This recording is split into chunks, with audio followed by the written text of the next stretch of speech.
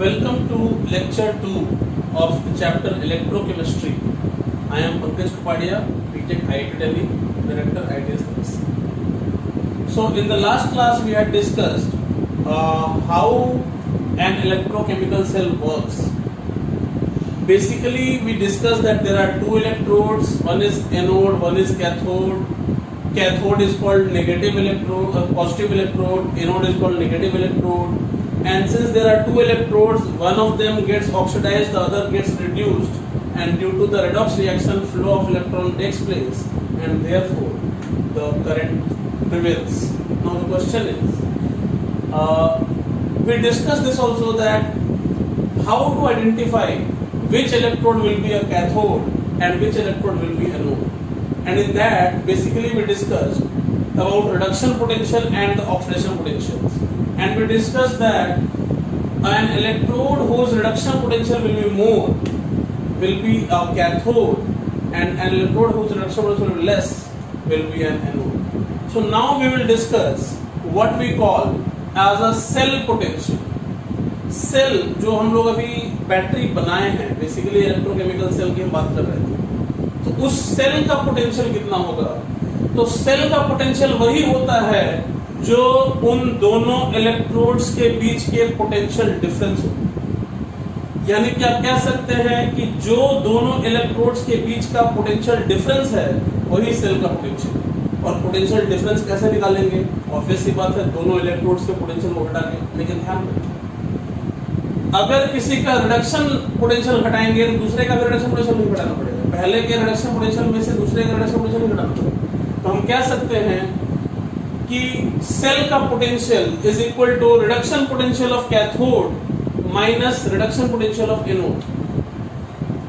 इसी बात को हम कह सकते हैं कि oxidation potential of anode minus oxidation potential of cathode. इसी बात को हम कह सकते हैं oxidation potential of anode plus reduction potential of cathode. और इसी बात को कह सकते हैं negative of oxidation potential of cathode plus reduction potential of anode. ये चारों एक ही बातें हैं। और चूंकि आमतौर पर हमें सबका रिडक्शन पोटेंशियल दिया होता है, तो जनरली हम केवल फर्स्ट लाइन अगर ध्यान रखें, सिंपल लॉजिक, क्या reduction potential of cathode minus reduction potential of anode. आपको यहां से क्लियर होगा कि definitely reduction potential of cathode जो होगा वो ज्यादा होगा रिडक्शन पोटेंशियल ऑफ एनोड से। देयरफॉर कैथोड हमेशा हायर पोटेंशियल पे है, एनोड हमेशा लोअर पोटेंशियल पे है, and that is why current जो है वो हायर पोटेंशियल से लोअर पोटेंशियल में फ्लो करता है इन द एक्सटर्नल सर्किट। देयरफॉर हम कह सकते हैं कि electron flows from cathode to anode in the external circuit. Sorry, electron current, I am sorry, current flows from cathode to anode in the external circuit. Next, जैसे हमने कल last class में basically एक एग्जांपल लिया था, क्या कि zinc oxidise हो रहा है और कॉपर रिड्यूस हो रहा है। ये एक सेल है, दिस इज अ सेल जिसमें जिंक एनोड है और कॉपर कैथोड है। तो अगर हम बात करें सेल पोटेंशियल की, तो सेल पोटेंशियल में हम कह सकते हैं रिडक्शन पोटेंशियल ऑफ कैथोड यानी कि reduction potential of copper minus reduction potential of anode यानी कि रिडक्शन पोटेंशियल ऑफ जिंक।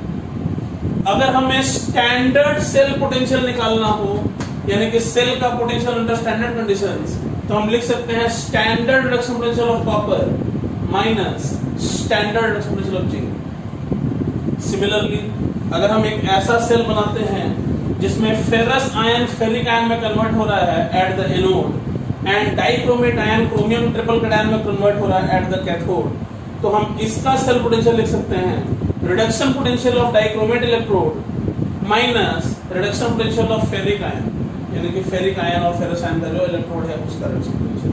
तो आप यहां से एक एग्जांपल देख सकते हैं कि हमेशा हायर माइनस लोअर। आपने कभी बैटरी का पोटेंशियल सुना है -4 वोल्ट? नहीं। आपने कभी बैटरी का पोटेंशियल सुना है -1.5 वोल्ट? नहीं। क्योंकि जब हम बैटरी के पोटेंशियल का मेजरमेंट करते हैं तो बेसिकली दोनों इलेक्ट्रोड के पोटेंशियल का डिफरेंस मेजर करते हैं, और डिफरेंस के लिए हम हमेशा हायर माइनस लोअर करते हैं।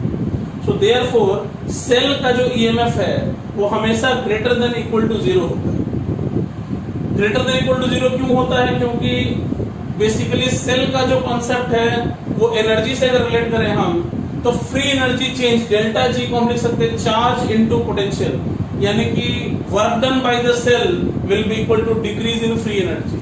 तो आप कह सकते हैं n is number of electrons, f is Faraday's constant 96500 coulombs which is equal to charge of 1 mole of electron, और E है आपका पोटेंशियल। तो आप देख सकते हैं कि अगर E पॉजिटिव होगा तभी डेल G नेगेटिव होगा, और स्पॉन्टेनियस होने के लिए हमने second law of thermodynamics discuss किया था कि del G should be negative. Now the question is कि अगर EMF ऑफ सेल आपका पॉजिटिव आता है, इसका मतलब डेल G आपका नेगेटिव आएगा, और डेल G नेगेटिव आने का मतलब स्पॉन्टेनियस होगा, बैटरी काम करेगा, बैटरी वर्क्स। अगर EMF ऑफ सेल आपका 0 हो जाता है तो वो डेड सेल कहलाएगा, बैटरी खत्म हो गया, डेड हो गया, मर गया, उसको हम कहेंगे रिएक्शन इक्विलिब्रियम में है, क्योंकि डेल्टा G 0 हो जाएगा। और यदि कभी खुदा ना खास्ता आपका EMF ऑफ सेल नेगेटिव आ जाता है, इसका मतलब डेल G पॉजिटिव आ जाएगा, ये तो हो नहीं सकता। इसका साफ मतलब, इससे घबराइएगा मत, कभी EMF ऑफ सेल आपका नेगेटिव आता है इससे आप मत घबराइएगा। EMF ऑफ सेल का मतलब नेगेटिव अगर ऐसा आया, इसका साफ मतलब है कि आपने कोई गलती नहीं की है, आपने केवल एक गलती की है छोटी सी, कि आपको जिसको कैथोड समझना था आप उसको एनोड समझ रहे हो, जिसको एनोड समझना था उसको आप कैथोड समझ रहे हो, जिसका आप ऑक्सीडेशन करा रहे हो वास्तव में उसका रिडक्शन हो रहा है, और जिसका आप रिडक्शन करा रहे हो वास्तव में उसका ऑक्सीडेशन हो रहा है। जैसे फॉर एग्जांपल हमने यहीं पर एक जो बैटरी ली थी, जिंक को एनोड और कॉपर को कैथोड बनाया था। अगर हमने उल्टा कर दिया होता, कॉपर को एनोड और जिंक को कैथोड, तो इसका EMF नेगेटिव आ जाता। तो अगर EMF नेगेटिव आ रहा है, इसका मतलब है कि आपको इलेक्ट्रोड्स रिवर्स करने की जरूरत है, and the reverse process will be spontaneous.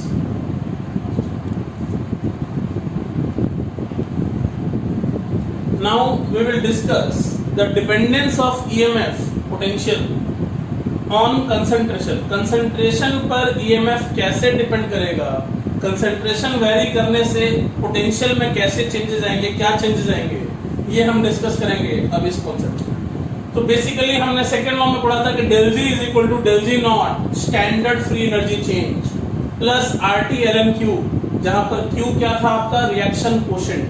जिन लोगों ने इक्विलिब्रियम पढ़ा होगा, केमिकल इक्विलिब्रियम, उनको रिएक्शन कोशेंट पता होगा। सो अगर हम बात करें कि डेल G की जगह माइनस NFE, तो डेल G नॉट की जगह minus NFE not plus ln को log में कन्वर्ट करने के लिए नेचुरल log जो कि log to the base E होता है, उसको log टू द बेस 10 में कन्वर्ट करने के लिए 2.303 से मल्टीप्लाई होता है RT log Q। अब हमने क्या किया कि माइनस NF से डिवाइड कर दिया, लेफ्ट हैंड साइड में भी राइट हैंड साइड में भी, तो आपका आ जाएगा E बराबर E naught minus plus minus मिलकर माइनस, ये एज इट इज रह गया। R की वैल्यू हमने SI यूनिट्स पर रख दी, टेम्परेचर हमने 25 डिग्री रख दिया, और F की वैल्यू भी हमने 96500 कूलम्स रख दी। तो देखा जाए तो ये सारे एक न्यूमेरिकल वैल्यू देते हैं, और इस न्यूमेरिकल वैल्यू की वैल्यू होती है 0.0591। So basically we are left with an equation E is equal to E naught minus 0.0591 by N, where N is number of electrons, log Q. This is called Nernst equation। और आपको जान के आश्चर्य होगा कि electrochemical cell जिसे लोग बहुत टफ कहते हैं, बहुत प्रॉब्लमेटिक चैप्टर मानते हैं, या कह लीजिए कि लोग इससे घबराते हैं। खास बात यह है कि इसमें अगर फॉर्मूला की बात करें, अगर हम मैथमेटिक्स की बात करें, तो केवल एक ही फॉर्मूला है, and that is Nernst equation. तो आप समझ सकते हैं चैप्टर कितना इजी होगा। मैं ये भी बताऊंगा कि लोग इसको टफ क्यों समझते हैं, या लोगों के मन में दुविधा क्यों आती है। बट एज ऑफ नाउ ये समझिए कि Nernst equation gives you a relation between the potential and various concentration terms. Now if I talk about this, इस जनरल इक्वेशन में जो कि हमेशा वैलिड है, अगर हम इसको इक्विलिब्रियम कंडीशन पर अप्लाई करें तो एट इक्विलिब्रियम डेल G 0 हो जाता है, यानी कि EMF 0 हो जाएगा, और Q की वैल्यू K के बराबर हो जाती है।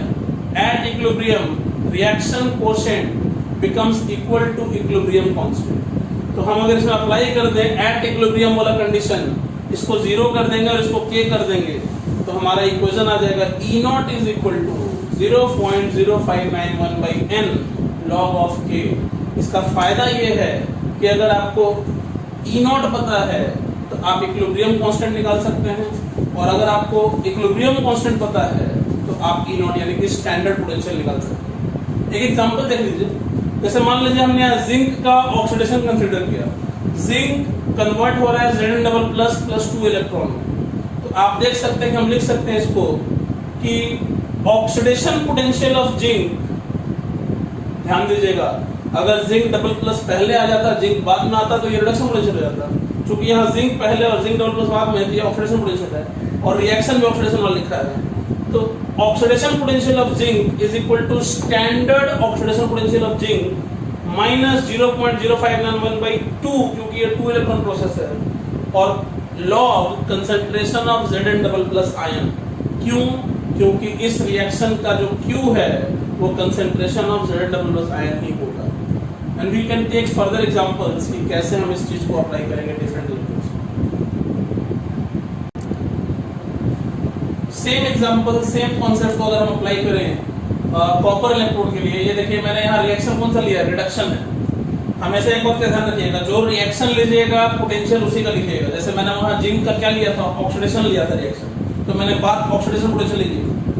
यहाँ पर मैं कॉपर का रिडक्शन ले रहा हूँ, तो मैं बात यहाँ रिडक्शन पोटेंशियल में करूँगा, क्योंकि ऑक्सीडेशन या रिडक्शन चेंज करने से जो आपका रिएक्शन है वो बदल जाएगा, और रिएक्शन का बदलने से क्यू चेंज हो जाएगा। जैसे फॉर एग्जांपल यहाँ देखिए कॉपर का रिडक्शन है, तो copper double plus 2 electrons gives you. अगर मैं इस पे अप्लाई करूं नॉस्ट इक्वेशन, तो मैं लिख सकता हूं कि reduction potential of copper is equal to standard reduction potential of copper minus 0.0591/2 log of.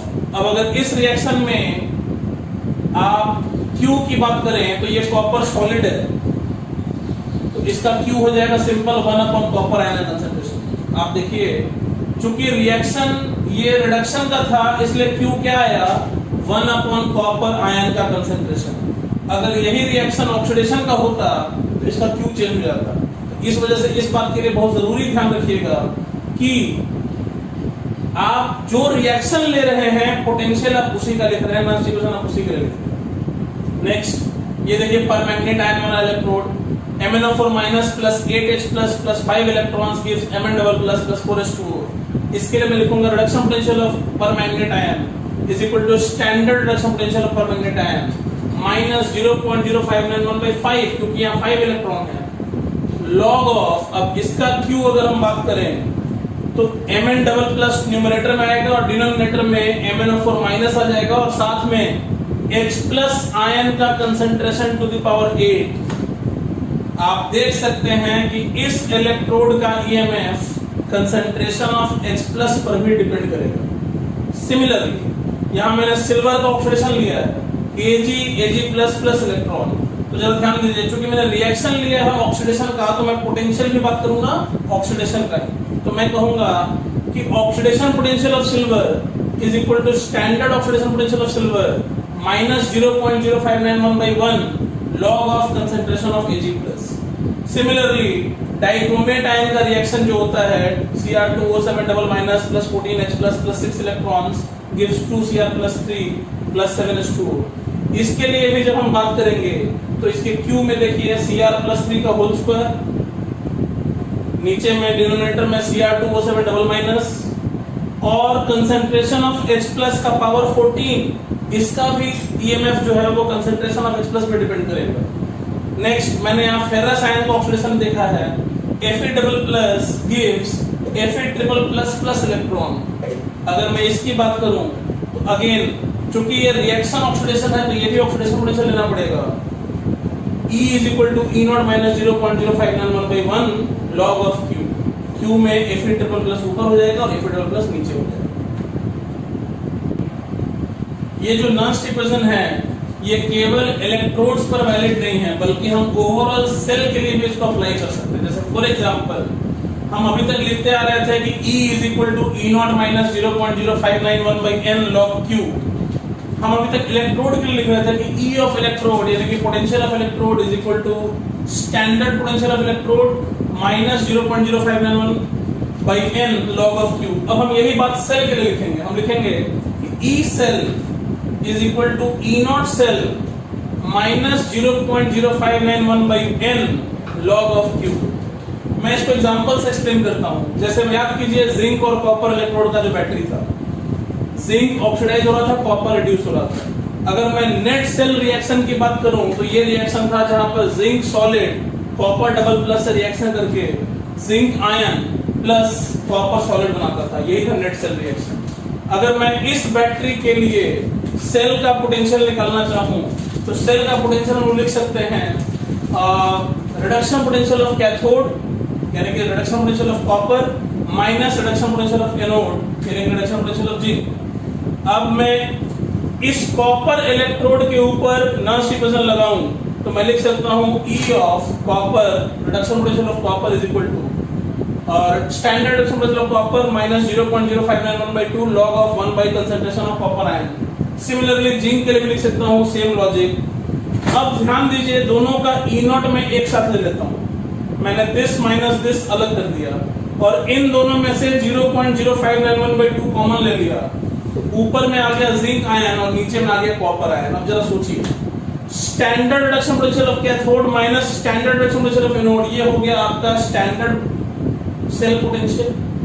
और ये जो आपका एक्सप्रेशन दिख रहा है अगर आप नेट सेल रिएक्शन से देखें तो ये वास्तव में Q ऑफ सेल है। तो आप लिख सकते हैं कि E cell is equal to E naught cell minus 0.0591 by n log of Q। यहाँ पर Q सेल, यहाँ n जो था वो 2 था।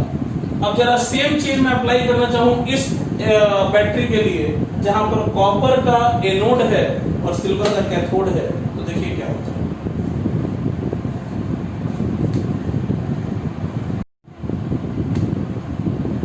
Now we will discuss same thing E cell in different cases। जैसे मैंने एग्जांपल दिया था आपको कि कॉपर और सिल्वर इलेक्ट्रोड से अगर हम बैटरी बनाते हैं जिसमें कॉपर एनोड है और सिल्वर कैथोड है तो कैसे लिखेंगे। क्वेश्चन ये आता है क्यों, क्योंकि कॉपर इलेक्ट्रोड में 2 इलेक्ट्रॉन प्रोसेस है और सिल्वर इलेक्ट्रोड में 1 इलेक्ट्रॉन प्रोसेस है, तो यहाँ n की वैल्यू क्या है। तो इसका आंसर बहुत क्लियर है, या तो हमको सिल्वर को डबल करके दोनों का n2 कर देना पड़ेगा रिएक्शन के लिए, क्योंकि इलेक्ट्रॉन का गेन और लॉस इक्वल होना चाहिए। तो या तो हम सिल्वर वाले इलेक्ट्रोड को डबल कर दें या फिर कॉपर वाले इलेक्ट्रोड को हाफ कर दें। तो ये रिएक्शन बन सकता है या ये रिएक्शन बन सकता है। अगर ये रिएक्शन अप्लाई करेंगे तो n की वैल्यू हो जाएगी 2 और कॉपर आयन का पावर होगा 1 और सिल्वर प्लस का पावर हो जाएगा कंसंट्रेशन का 2। सेम लॉजिक अगर हम ये रिएक्शन भी लेते हैं तो कोई फर्क नहीं पड़ेगा। E सेल बराबर E नॉट सेल माइनस यहाँ पर 1 ले लेंगे, कॉपर आयन का पावर हो जाएगा 1/2 और सिल्वर आयन का पावर हो जाएगा 1। इससे एक बात पता चलती है कि रिएक्शन को 2 से मल्टीप्लाई कीजिए या 2 से डिवाइड कीजिए, उससे ईएमएफ को कोई फर्क नहीं पड़ता है। और जब ईएमएफ को कोई फर्क नहीं पड़ता उसका लॉजिक देखिए क्या है। EMF is an intensive property. जो बैटरी का पोटेंशियल है, जो पोटेंशियल है वो वास्तव में इंटेंसिव प्रॉपर्टी है, वो अमाउंट ऑफ सब्सटेंस पर डिपेंड ऐसे नहीं कर रही है। यानी कि रिएक्शन को 2 से मल्टीप्लाई कीजिए या 2 से डिवाइड कीजिए, EMF is not going to change. और उसकी वजह देखिए ये रिएक्शन को अगर आप डबल करते हैं तो डेल्टा जी डबल हो जाता है, क्योंकि डेल्टा जी एक्सटेंसिव प्रॉपर्टी। और जब रिएक्शन को डबल करेंगे तो आपके n की वैल्यू भी डबल हो जाएगी। तो डेल्टा जी भी डबल और n की वैल्यू भी डबल, तो ईएमएफ रिमेंस द सेम। यही वजह है कि यहाँ पर आपने 2 से मल्टीप्लाई कर दिया तो भी फर्क नहीं पड़ा और यहाँ पर 2 से डिवाइड कर दिया तो भी फर्क नहीं पड़ा। तो कभी भी अगर ऐसे इलेक्ट्रोड्स हो जाएं जिसमें नंबर ऑफ इलेक्ट्रॉन्स अलग अलग हो तो आपको कुछ भी करके दोनों के नंबर ऑफ इलेक्ट्रॉन्स सेम कर देने पड़ेंगे और तब जाके उस रिएक्शन के लिए आपको Q और N की वैल्यू डिसाइड करके वैल्यू डालना पड़ेगा। एग्जांपल एक और देता हूं मैं। मान लीजिए कि जिंक का एनोड है और क्रोमियम का कैथोड है। अब देखिए जिंक इलेक्ट्रोड के लिए N की वैल्यू 2 है और क्रोमियम के लिए N की वैल्यू 3 है। तो 2 का गेन और 2 का लॉस और 3 का गेन तो हो नहीं सकता। जब भी होगा गेन और लॉस बराबर होगा। तो हमें करना क्या पड़ेगा बैलेंस करने के लिए कि जिंक के सिस्टम को 3 टाइम्स करना पड़ेगा ताकि 6 इलेक्ट्रॉन का लॉस हो जाए और क्रोमियम के सिस्टम को 2 टाइम्स करना पड़ेगा यानी कि वो 6 इलेक्ट्रॉन का गेन हो जाए। तो बेसिकली इस रिएक्शन के लिए हम अप्लाई करेंगे E naught cell minus 0.0591 by 6 log zinc ion का कंसंट्रेशन का पावर 3 अपॉन क्रोमियम आयन के कंसंट्रेशन का power 2। So this is how we will go about the application of Nernst equation on a cell. There. We will take some examples on how to apply Nernst equation in different scenarios. See, we are taking few questions. First question is calculate the reduction potential of copper electrode when copper electrode is dipped in 0.5 mole per liter copper sulfate solution.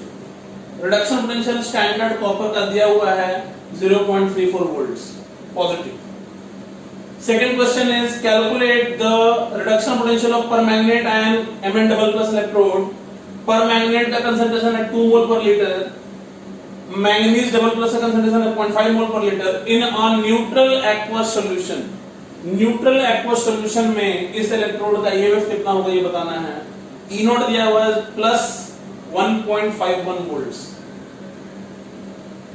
Third question है calculate the oxidation potential of silver electrode और Ag plus का concentration दिया हुआ है 0.1 मोल पर litre और यहां पर standard reduction potential of silver दिया हुआ है 0.80 volts positive.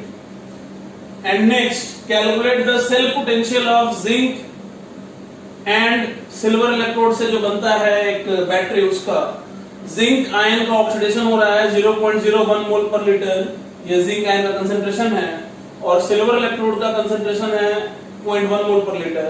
यहां पर जिंक का ऑक्सीडेशन पोटेंशियल दिया हुआ है 0.76 वोल्ट्स पॉजिटिव.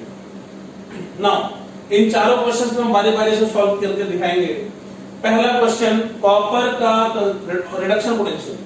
तो हम कहेंगे reduction potential of copper is equal to standard reduction potential of copper minus 0.0591/2 log of 1 upon copper ion का कंसंट्रेशन. ऐसा क्यों आया? क्योंकि कॉपर का जब रिडक्शन का रिएक्शन लिखेंगे तो ऐसा आएगा और इसका जो Q होगा वो 1 अपॉन कॉपर आयन का कंसंट्रेशन होगा. एंड देयरफॉर आपको कुछ नहीं करना है. E नॉट की वैल्यू ये रही 0.34 वोल्ट्स और कंसंट्रेशन ऑफ कॉपर आयन ये रहा 0.5 वोल्ट्स और 0.5 मोल पर लीटर. दोनों वैल्यू पुट कर देंगे हमारा आंसर वोल्ट में आ जाएगा. Similarly second question MnO4 minus. याद कीजिए मैंने थोड़ी देर पहले ही बताया था कि रिएक्शन जो होता है वो कुछ ऐसा होता है.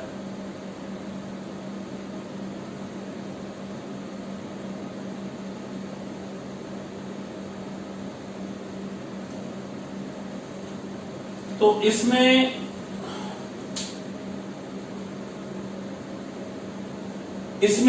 H प्लस के कंसंट्रेशन पे भी डिपेंड करेगा और चूंकि यहां न्यूट्रल एक्वा सॉल्यूशन दिया हुआ है तो हम कह सकते हैं E is equal to E naught जो कि दिया हुआ 1.51 वोल्ट्स माइनस 0.0591/5 क्योंकि ये 5 इलेक्ट्रॉन प्रोसेस है log concentration of Mn double plus जो दिया हुआ है 0.5 upon concentration of MnO4 minus जो कि दिया हुआ है 2 और नीचे डिनोमिनेटर में होगा कंसंट्रेशन ऑफ H प्लस का पावर 8 और चूंकि न्यूट्रल सॉल्यूशन है तो H प्लस का कंसंट्रेशन होगा 10⁻⁷.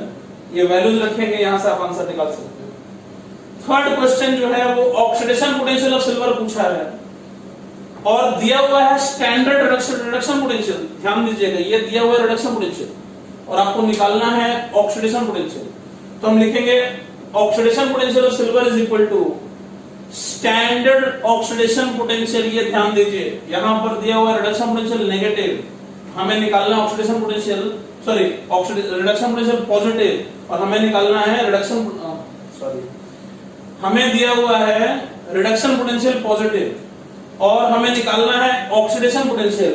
तो ऑक्सीडेशन पोटेंशियल स्टैंडर्ड कंडीशन में नेगेटिव हो जाएगा माइनस 0.80 हो जाएगा minus 0.0591/1 log of concentration of Ag plus जो कि 0.1 दिया हुआ है. आप यहां से कैलकुलेट करेंगे तो आ जाएगा माइनस 0.7409 वोल्ट्स. और लास्ट क्वेश्चन सेल पोटेंशियल की बात कर रहे थे तो E cell is equal to E naught cell. E naught cell क्या लिखिएगा standard reduction potential of zinc standard reduction potential of silver 0.80 volts minus standard reduction potential of zinc. अब हमें यहां जिंक का ऑक्सीडेशन पोटेंशियल दिया हुआ standard condition में तो रिडक्शन पोटेंशियल निकालने के लिए क्या करेंगे इसका नेगेटिव कर देंगे. तो minus of minus 0.76 volts minus 0.0591/2 आपके पास चॉइस है, आप चाहे तो यहाँ 1 भी ले सकते हैं, 2 भी ले सकते हैं। अगर 1 लेंगे तो ऊपर वाले को हाफ करना पड़ेगा, नीचे वाले को 1 करना पड़ेगा। अगर 2 लिया है तो ऊपर वाले को एज इट इज छोड़ देंगे और नीचे वाले को 2 कर देंगे। चूंकि ये दोनों वैल्यूज इक्वल है तो log of 1 0 हो जाएगा, तो ये टर्म कैंसिल हो जाएगा, तो जो E नॉट आएगा वही आपका आंसर हो जाएगा। This is how we are going to apply Nernst equation in different scenarios. Some more examples. Question है, calculate the equilibrium constant for zinc Zn double plus salt bridge copper ion copper cell. इस cell का equilibrium constant निकालना है। तो जैसा कि आपको net cell reaction पता है, zinc reacts with copper double plus gives zinc double plus plus copper. इस रिएक्शन का आपको इक्विलिब्रियम कांस्टेंट निकालना है। तो हमने डिस्कस किया था कि E not is equal to 0.0591/n log k।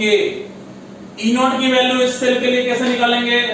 Standard reaction potential of copper minus standard reaction potential of zinc, ये आ जाएगा 1.1 volts. This is equal to 0.0591/2 log of k। अब आप यहां से log k से आप k निकाल सकते हैं एंटी लॉग लेके बड़ी आसानी से। एक और क्वेश्चन है, 2 students make 2 electrochemical cells, 1 each। 2 students हैं जो लेबोरेटरी में 2 इलेक्ट्रोकेमिकल सेल्स बनाते हैं। एक स्टूडेंट एक बनाता है, दूसरा स्टूडेंट दूसरा बनाता है। Using zinc and copper electrodes, दोनों के दोनों जिंक और कॉपर इलेक्ट्रोड्स का ही प्रयोग करते हैं। Alright, if one of the students use semi-molar copper sulfate solution, उनमें से एक स्टूडेंट जो है वो कॉपर सल्फेट सॉल्यूशन लेता है सेमी मोलर। सेमी मोलर मतलब जिसका मोलरिटी हाफ है, यानी कि कॉपर सल्फेट का कंसंट्रेशन होगा 0.5, and the EMF of his cell exceeds the other by 0.02955 volts. यानी कि जिसने कॉपर सल्फेट 0.5 मोल पर लीटर लिया है उसकी बैटरी का ईएमएफ दूसरे स्टूडेंट की बैटरी से 0.02955 वोल्ट्स ज्यादा है। तो पूछा है कि what concentration of copper ion was used by the other student. So दूसरे बच्चे ने कितना कंसंट्रेशन का कॉपर आयन का सॉल्यूशन यूज किया है। एक खास बात जो नोटेबल है, they both used same stop zinc sulphate solution, यानी कि दोनों की बैटरी में जो जिंक सल्फेट का कंसंट्रेशन है वो सेम है, यानी कि बराबर है। तो जरा देखिए, पहले स्टूडेंट की बैटरी का ईएमएफ हम कैसे निकालेंगे? E1 is equal to E naught minus 0.0591/2 log of concentration of zinc ion upon 0.5, जो कि कॉपर आयन का कंसंट्रेशन हमें पता है पहले से। अच्छा, दूसरे स्टूडेंट का ईएमएफ कैसे निकालेंगे? E naught minus 0.0591/2 log of concentration of zinc ion upon concentration of copper ion जो हमें निकालना है। ध्यान दीजिए, दोनों में जिंक सेम है, तो अगर हम इसको घटाते हैं तो E नॉट कैंसिल और यहां तक कि जिंक भी cancel. Simple mathematics, copper ion का कंसंट्रेशन आ जाएगा 0.05 मोल पर litre. So this is how we are going to apply Nernst equation in different scenarios. अब हम डिस्कस करेंगे कंसंट्रेशन सेल। कंसंट्रेशन सेल, पहला क्वेश्चन ये कि कंसंट्रेशन सेल होता क्या है? A cell which is made up of same electrodes, एक ऐसा सेल जिसके दोनों इलेक्ट्रोड सेम हो, मतलब कैथोड भी और एनोड भी जो दोनों इलेक्ट्रोड है वो सेम हो, still it operates just because of concentration difference is called a concentration cell. ध्यान दीजिए, एक बैटरी काम क्यों करता है? जब उसके दोनों इलेक्ट्रोड्स के बीच पोटेंशियल का डिफरेंस होता है तो वो बैटरी काम करता है। अब अगर दोनों इलेक्ट्रोड सेम हो जाए, इधर भी जिंक उधर भी जिंक, या इधर भी कॉपर इधर भी कॉपर, इधर भी सिल्वर उधर भी सिल्वर, तो आइडियली दोनों के बीच पोटेंशियल का डिफरेंस नहीं होना चाहिए और ये बैटरी काम नहीं करना चाहिए आइडियली। लेकिन जैसा कि हम जानते हैं कि इलेक्ट्रोड का पोटेंशियल कंसंट्रेशन पर डिपेंड करता है, तो मैं यहां एक एग्जांपल ले रहा हूं। ये भी जिंक इलेक्ट्रोड कंसंट्रेशन है C1 और ये भी जिंक इलेक्ट्रोड कंसंट्रेशन है C2। अब जैसा कि आप जानते हैं कि कंसंट्रेशन पर पोटेंशियल डिपेंड करता है, तो अगर इस इलेक्ट्रोड का कंसंट्रेशन C1 है और इस इलेक्ट्रोड का कंसंट्रेशन C2 है, यानी कि जब कंसंट्रेशन डिफरेंट होगा तो इसका ईएमएफ कुछ और होगा और इसका ईएमएफ कुछ और होगा, इसका पोटेंशियल कुछ और होगा, इसका पोटेंशियल कुछ और होगा, और जब दोनों का पोटेंशियल अलग अलग होगा तो दोनों के बीच पोटेंशियल डिफरेंस होगा, और जब पोटेंशियल डिफरेंस होगा तो वो बैटरी काम कर सकता है। तो मैंने एग्जांपल लिया, देखिए यही इसी रिएक्शन को मैंने रिएक्शन के फॉर्म में लिखा, ये जिंक ऑक्सीडाइज होकर Zn डबल प्लस बना रहा है, मैंने लिखा कंसंट्रेशन C1, और ये zinc ion concentration C2 reduce होकर जिंक सॉलिड बन रहा है। तो अगर मैं E सेल लिखूं तो लिखूंगा E0 cell minus 0.0591/2 log of concentration C1 upon C2। ध्यान देने वाली बात ये है कि ये E0 तो हो जाएगा 0, क्यों? Standard reduction potential of zinc minus standard reduction potential of zinc, तो ये E0 हो जाएगा 0। मैंने कहा था आइडियली ये बैटरी काम नहीं करना चाहिए, यानी कि स्टैंडर्ड कंडीशन में ये बैटरी काम नहीं करेगा, तो E0 इसका 0 होगा। नेक्स्ट, अगर मैं माइनस कॉमन ले लूं तो ये C2 अपॉन C1 हो जाएगा, तो E cell is equal to 0.0591/2 log of C2 upon C1। ध्यान दीजिए, यदि C2 की वैल्यू C1 से अधिक हुई, if C2 is greater than C1, तो आप यहां पर देख सकते हैं कि जो EMF ऑफ द सेल आएगा वो पॉजिटिव आ जाएगा, यानी कि ये बैटरी काम करेगा। यानी कि इस इलेक्ट्रोड में, इस सेल में यदि C2 की वैल्यू C1 से ज्यादा हुई तो ये सेल काम करेगा, डिस्पाइट कि इसके दोनों इलेक्ट्रोड्स जिंक के इलेक्ट्रोड्स हैं। तो ऐसे सेल को हम लोग कहते हैं कंसंट्रेशन सेल, और ये सेल काम कर रहा है, इसकी वजह केवल एक है कि दोनों इलेक्ट्रोड्स में कंसंट्रेशन का डिफरेंस है। This is called a concentration cell. अगर मैं एक और एग्जांपल लूं, दोनों तरफ हाइड्रोजन इलेक्ट्रोड्स ले लूं, यहाँ पे H2 गैस 1 एटमॉस्फेयर, यहाँ भी H2 गैस 1 एटमॉस्फेयर, यहाँ H+ का कंसंट्रेशन मैंने C1 लिया है, यहाँ H+ का कंसंट्रेशन मैंने C2 लिया है। तो सेम लॉजिक E सेल में लिखूंगा तो अगेन log C2/C1 आ जाएगा, बिल्कुल इसी तरीके से। अच्छा, अगर मैं इसमें से माइनस कॉमन ले लूं तो minus log C1 minus log C2, और माइनस log C1 को मैं लिख सकता हूं pH ऑफ एनोड, क्योंकि माइनस log ऑफ H+ आपका pH होता है। तो माइनस log C1 को मैं लिख सकता हूं pH ऑफ एनोड, और माइनस log C2 को मैं लिख सकता हूं pH ऑफ कैथोड। तो आप देखिए कि EMF ऑफ सेल निकालने के लिए आपको pH की जरूरत पड़ जाएगी। तो आपको याद होगा मैंने कहा था कि इलेक्ट्रोकेमिकल सेल को लोग टफ कहते हैं, जबकि फॉर्मूला के नाम पे देखा जाए तो केवल एक ही फॉर्मूला है, नॉनस्टिक। तो फिर भी लोग टफ क्यों कहते हैं? वजह आपको पता चलने लगा होगा। इसमें pH का कॉन्सेप्ट आ गया, इसमें H+ का कंसंट्रेशन आ गया, और जहां pH और H+ आ सकता है वहां पूरा का पूरा आयनिक लाया जा सकता है, और जनता एक्चुअल में आयनिक से घबराती है, और इस वजह से इलेक्ट्रोकेमिस्ट्री में इलेक्ट्रोकेमिकल सेल से घबराती है। मैं आपको घबराने के सारे रास्ते बंद करवा दूंगा, आप चिंता मत कीजिए, वी विल डिस्कस फर्दर। अब हम लोग डिस्कस करेंगे कि यदि हम दो रिएक्शंस, मान लो 1 और 2 को जोड़ते या घटाते हैं, इफ वी हैव 1 प्लस और minus 2, it gives a third reaction 3। अगर दो रिएक्शन को जोड़ने या घटाने से तीसरा रिएक्शन में मिलता है, तो क्या हम कह सकते हैं कि ईएमएफ को भी जोड़ या घटा देंगे तो तीसरे का ईएमएफ मिल जाएगा? यदि पहले के ईएमएफ में दूसरे के ईएमएफ को जोड़ या घटा देंगे तो क्या तीसरे का ईएमएफ मिल जाएगा? लेकिन सच्चाई है कि ऐसा हो भी सकता है और नहीं भी हो सकता है। कैसे हो सकता है, क्यों नहीं हो सकता है, ये हम डिस्कस करेंगे। आप एक बात मानते होंगे कि चूंकि फ्री एनर्जी का जो चेंज है वो स्टेट वेरिएबल है, तो दो रिएक्शन को जोड़ने या घटाने पर तीसरा रिएक्शन अगर हमें मिलता है तो ईएमएफ को जोड़ने या घटाने पर मिलेगा या नहीं मिलेगा, दैट वी कैन नॉट से। लेकिन एक बात पक्का है कि पहले के डेल्टा जी में से दूसरे के डेल्टा जी को जोड़ने या घटाने पर तीसरे का डेल्टा जी हमें जरूर मिलेगा। यानी कि ये लॉ ईएमएफ में हम अप्लाई कर सकें ये जरूरी नहीं है, लेकिन डेल्टा जी पर तो हम अप्लाई कर सकते हैं।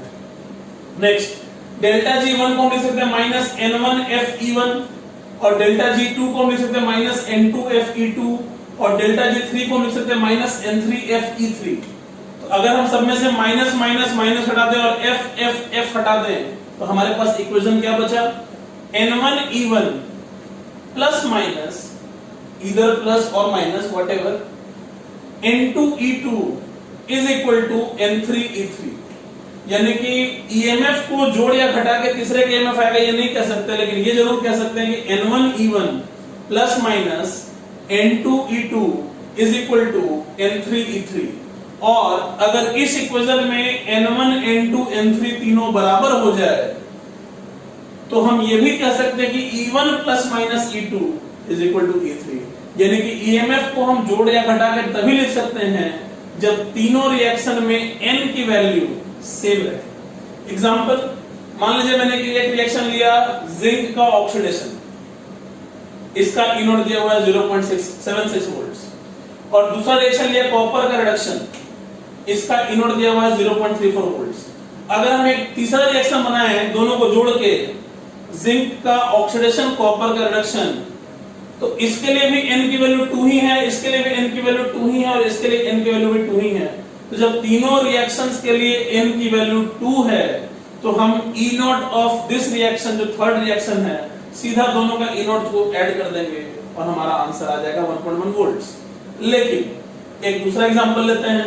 मान लीजिए फेरस आयन का रिडक्शन है, Fe double plus plus 2 electrons gives Fe, इसका E नोट आपको दिया हुआ है x। फेरिक आयन का रिडक्शन है फेरस आयन में, तो Fe triple plus plus electron gives Fe double plus, इसका E नोट दिया हुआ है y। और तीसरा फेरिक आयन का रिडक्शन है फिर आयरन के रूप में, Fe triple plus plus 3 electrons gives Fe, अगर इसका E नोट दिया हुआ है z। तो जरा ध्यान दीजिए, पहले दोनों रिएक्शन को जोड़ने पर तीसरा रिएक्शन मिल रहा है, राइट। अगर हम फर्स्ट और सेकंड को जोड़ दें तो हमें थर्ड रिएक्शन मिल रहा है। लेकिन हम E नोट में डायरेक्टली ये कांसेप्ट नहीं लगा सकते, हमें करना क्या होगा, N1E1 यानी कि 2 into x plus N2E2 1 into y is equal to N3E3 3 into z। तो हम x प्लस y बराबर z नहीं कह सकते, हमें कहना होगा 2x plus y is equal to 3z। तो इस तरह से आप अप्लाई कर सकते हैं। सो बेसिकली जितना मैंने आपको अभी तक बता दिया उसके बेसिस पे आप इलेक्ट्रोकेमिस्ट्री के नॉर्मल क्वेश्चंस आप सॉल्व कर सकते हैं। आपको एक बेसिक अंडरस्टैंडिंग आ गई होगी। अगर मैं थोड़े से देर में रिकैप कर दूं तो ये कह सकते हैं कि एक इलेक्ट्रोकेमिकल सेल में 2 इलेक्ट्रोड्स होते हैं, एक एनोड एक कैथोड। एनोड पर ऑक्सीडेशन होता है, कैथोड पर रिडक्शन होता है। जब ऑक्सीडेशन होगा तो इलेक्ट्रॉन लॉस होगा, वहां से इलेक्ट्रॉन ट्रैवल करके एक्सटर्नल सर्किट के थ्रू कैथोड पर आएगा जहां पर रिडक्शन होगा, और इस तरह से करंट प्रोड्यूस होगा। 2 अलग-अलग चीजों को हम जब भी लेंगे उससे एक बैटरी बनाई जा सकती है, क्योंकि उसमें से किसी न किसी का ऑक्सीडेशन होगा, किसी न किसी का रिडक्शन होगा। हमें सिर्फ यही चाहिए कि एक रेडॉक्स रिएक्शन हो। जहां भी रेडॉक्स रिएक्शन होगा वहां पर हम एक इलेक्ट्रोकेमिकल सेल बना सकते हैं बेसिकली। अब देखा जाए तो ये टफ चैप्टर में टफ लगता है, उसके 2 वजह हैं, सिर्फ 2 वजह हैं जिससे कारण चैप्टर टफ लगता है। पहला, use of ionic in electrochemistry. Ionic equilibrium का यूज करते हैं जब इलेक्ट्रोकेमिस्ट्री में, क्योंकि जनता आयनिक इक्विलिब्रियम से पहले से ही घबराई रहती है, इसलिए उसको लगता है कि पहाड़ वाली चीज हो गई है, तोप वाली चीज हो गई है, बहुत टफ हो गया। तो जनरली वहां पे एक साइकोलॉजिकल बैरियर आता है। और दूसरा, सेल नोटेशंस। कई बार ऐसा होता है कि जो चीज लिखी गई है सिंबॉलिक फॉर्म में उसका मतलब क्या है हमें यही नहीं पता होगा, और जब हम मतलब नहीं पता होगा तो डेफिनेटली हम क्वेश्चन सॉल्व नहीं कर पाएंगे। तो यही 2 की एरियाज हैं जहां पर लोगों को दिक्कत आती है इलेक्ट्रोकेमिकल सेल के क्वेश्चन को सॉल्व करने में। इलेक्ट्रोकेमिस्ट्री से डर लगने का वजह सिर्फ यही है। तो मैं नेक्स्ट लेक्चर में यही फोकस करूंगा कि आयनिक का यूज इलेक्ट्रो में कैसे करते हैं, और सेल नोटेशंस कितने तरह से आपसे पूछे जा सकते हैं, और भी कुछ चीजें बाकी रहेंगी, वो सब मैं डिस्कस करूंगा। आपको खुद से क्या करना है, सेल्फ स्टडी के फॉर्म में आपको ये ध्यान रखना है कि एनसीईआरटी से आप लेड स्टोरेज बैटरीज, जो प्राइमरी और सेकेंडरी बैटरीज के फॉर्म में दिया हुआ होगा, खासकर उसमें जो केमिकल रिएक्शन है वो आप सेल्फ स्टडी कर लेंगे, खुद से रीड थ्रू कर लेंगे, मेरे ख्याल से वो आसानी समझ में आ जाएगा। और एक चीज में मैं हाईलाइट करना चाहता हूं जो अभी तक मैंने हाईलाइट नहीं किया था, कि ये हमेशा ध्यान रखिएगा कि एक इलेक्ट्रोकेमिकल सेल में इलेक्ट्रॉन फ्लो करता है from anode to cathode in the external circuit.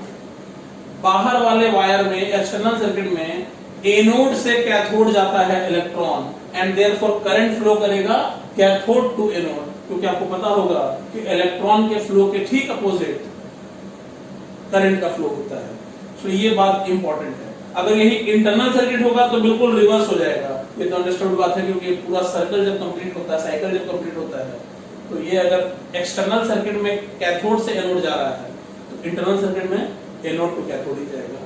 ये आपको समझने की जरूरत है, मेरे ख्याल से आसानी से समझ में आ जाएगा।